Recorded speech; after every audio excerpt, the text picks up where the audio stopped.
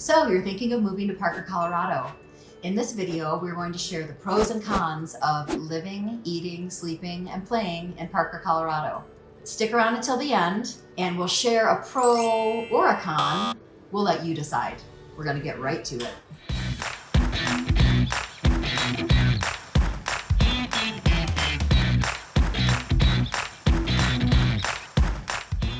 If this is your first time to the channel and you want to know everything there is to know about living in Parker, Colorado, subscribe below or tap the bell so you can receive notifications so you can be the first to know everything there is to know about living in Parker, Colorado. My name is Michelle Wise. And I'm Cheryl Crown. And we are Living in Denver, Colorado. We get calls and emails every day from people just like you looking to make a move to Parker, Colorado. And we absolutely love it. Whether you're moving in 9 days or 90 days, give us a call, shoot us a text, or send us an email. All of our information is in the description below. And while we are registered licensed realtors in the state of Colorado, our main goal here is just to help give you all the information you need to know to make a seamless move to Parker, Colorado. Okay, so pro number one about living in Parker, Colorado, location. So we're about 30 minutes from downtown Denver, 30 minutes from DIA, which is Denver International Airport. We have a lot of highways, E470, I-25, very centrally located. And yeah, I think location is definitely a pro. Yeah, definitely. When I was growing up here, I'm a native. Parker used to be kind of this little podunk cow town, horse town that you had to have a reason to go to, and there weren't very many reasons to go to it. But in the last 30 years or so, it's really expanded. It's basically now a suburb. Anybody would consider it a suburb of Denver, Colorado. It has everything you can need, and it's no longer that little cow town that's so far south. Yeah, now we have over 62,000 people who live here, and it's growing every year. So yes, location is absolutely 100% hard pro. Yeah, it's definitely convenient. Okay, pro number two. Parker is unique in that it has a very small town feel to it, but yet we have so many modern conveniences. Like I said before, back in the day, it used to be this small town out in the southeast plains, but it's not any longer. We have the charm still though that goes kind of with that small town. So we have a downtown Main Street. So we have this historic Main Street that has buildings from the 1800s still in it. The new amenities there. On that same Main Street, we have a farmer's market every Sunday in the summer. I think it runs April through October, and they bring in all kinds of goods and trades to sell there. We also have Parker Days, which is a carnival that comes to town every June, and they have carnival rides and carnival games and food vendors and concerts, but yet the concert draws some pretty big name bands and singers to it, and then they have multiple little stages off of that, so it's really, really fun, super fun environment. We go every year. Absolutely. Can't beat it. And then the modern conveniences. Modern conveniences. So Parker has a handful of grocery stores. We have a Costco, we have a Trader Joe's, we're getting a Whole Foods. We have some great restaurants, we have great shopping, locally owned businesses that we all love to support.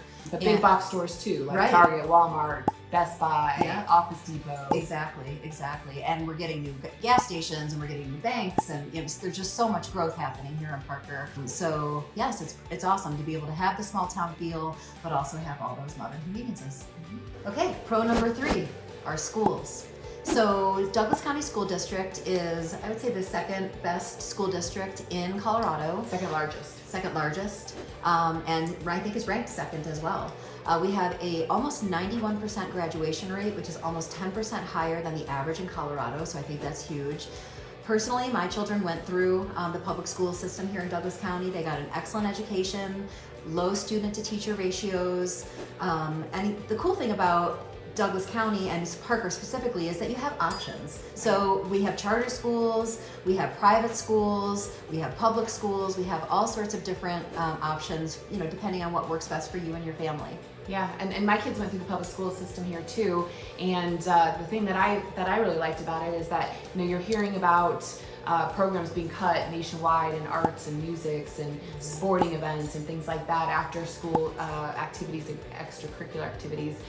Douglas County still seems to really be on track with allowing those and keeping and funding those types of programs. So if those are important to you, that's a big thing here. I know that there's multiple extracurricular activities and sports that the kids can play in at the middle school and high school age group.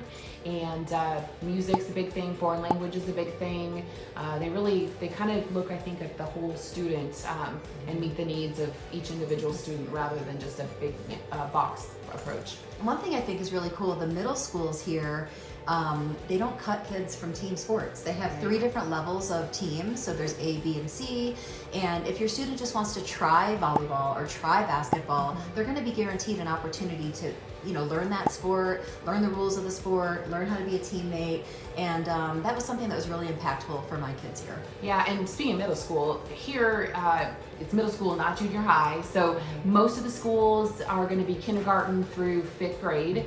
There's a couple that are split, kindergarten for 2nd, and then a secondary elementary, which is 3rd, 4th, and 5th. Middle school is typically 6th, 7th, and 8th grade, and high school, of course, is 9th through 12th. There's also a ton of college credit that's available in the schools here in the high school. So I know both my daughters graduated with almost their whole freshman college credits to transfer to their college. So they did a ton of that IB and AP classes and were able to walk out of high school with almost a year's worth of college under their belt as well. Yeah, that's a huge plus. My son had not as successful as her girls, but anyhow, yes, he is. Anyhow, so yes, the school district is a definite pro of Parker, Colorado. Okay, pro number 4. We have in Parker great town amenities. So we have a great parks and rec system, which provides us over 40 miles of trails just through the town of Parker itself. And I don't think we mentioned that the town of Parker is set, but there's a lot of unincorporated around it as well. So that's just in the town itself, the incorporated park. So beyond that, there's probably even more. We have over 400 acres of parks within the town. So we have a park in practically every single neighborhood. Builders come in, they build houses, and the town requires them to put in green space. So we have green space walking trails and parks. It's really amazing. And then we also have over 10,000 acres of dedicated open space. So that's land that will never be built on. There's a lot of bird sanctuaries, animal sanctuaries in these open spaces. And so you can't build on those areas ever, basically. So. And Cherry Creek Trail comes right through. Yes. So you can ride your bike, you can walk, you can rollerblade, and you can take Cherry Creek Trail all the way through Parker, all the way to downtown Denver if you want to. It starts, I think, in Castlewood Canyon, which is south of us. Here. And it's amazing. People are on that thing on their bike and running and jogging and walking all the time. All the time. And we also have 2 rec centers, Parker Rec. There's one on Lincoln, which it has a pool that goes inside and outside. It's really cool. And then the field house, which has a rock climbing wall and 4 basketball courts and an ice, well, it's not an ice rink, it's roller ice, roller hockey. Indoor hockey. Yeah, indoor hockey, and then an indoor soccer field. Yep, and a running track. Yep, and a gym upstairs, exactly. So the rec center is amazing. The other thing that I think is really cool is H2O Ryan Water Park. So that's a public water park. It's open in the summer, obviously, when it's warmer, but so much fun for the kids. Huge slides, lots of water spouting all over the place, and the kids love it. Winter is they have an ice trail downtown, which is really cool, and the Pace Center, Parker Arts and Cultural and Events, and it's where you can see concerts and theater production. Yes, musicals. They host informational meetings in there. Yep, and events. Weddings. You can get married in there and yeah. host a banquet or an event. Yep. Private rental, but they have a lot of other community activities as well. The other thing I love is the Thursday night concerts in the park that are free. So during the summer, and movies in the park too. We have movies in the park in the summer. There's so many things that Parker has to offer. It's kind of it's mind-blowing. It's amazing. Yeah. At O'Brien Park, they bring in one of those big blow-up movie screens, and everybody brings their picnics and their lawn chairs and just sits there and watches a movie. They're usually family, related movies, but get a snow cone and ice cream and hang food out. trucks. But the concert, you touched on that a little bit over by the library. Right.